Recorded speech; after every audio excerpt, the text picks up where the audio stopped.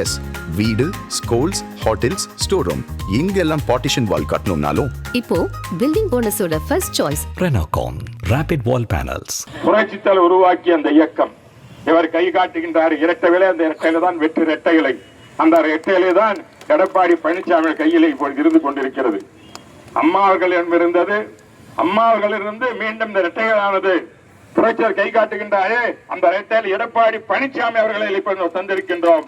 சாதாரண விவசாயத்தை கொடுத்த பிறந்தவர். அவர் பல்வேறு திட்டங்களை எல்லாம் புரட்சி அம்மா பிறகு பொறுப்பேற்று நல்ல ஒரு ஆட்சி நடத்தினார். இன்று திராவிட முன்னேற்ற கழக ஆட்சியிலே உங்களுக்கு தெரியும் எந்த அளவுக்கு அலங்கோலம் இருந்து கொண்டிருக்கிறது என்று. நான் நேற்று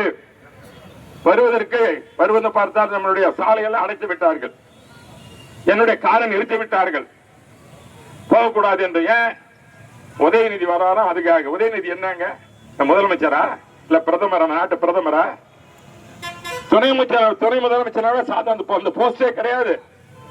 முதலமைச்சர் ஒண்ணுதான், அது ஒரு கேபினெட் மெம்பர் அந்தஸ்து தான் அந்த கொடுத்திருக்காங்க அவருக்கு, துறை அமைச்சர். அந்த ஒரு சாதாரண ஒரு அமைச்சர் அவருக்கு தர வேண்டிய அவருக்கு தரது பிரதமருக்கு தருவது போன்ற ஒரு போலீஸ்காரங்க டிராபிக் கண்ட்ரோல் பண்றாங்க. என்னோட எம்பி கார விடமாட்டேன்ட்டாங்க.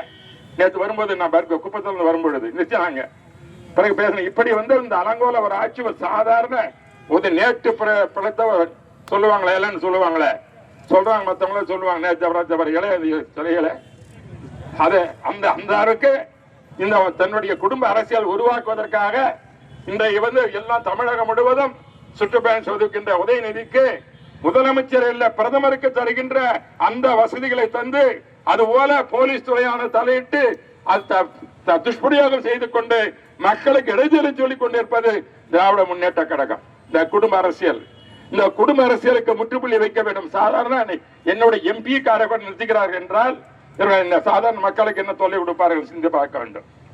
இதெல்லாம் சொல்வதற்கு காரணம் இந்த அலங்கோல ஆட்சி திராவிட முன்னேற்ற கழக முடிவுக்கு வந்து விட்டது.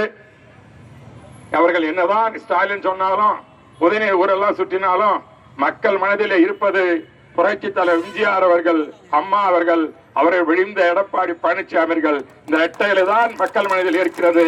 அந்த தான் எடுபெறும்.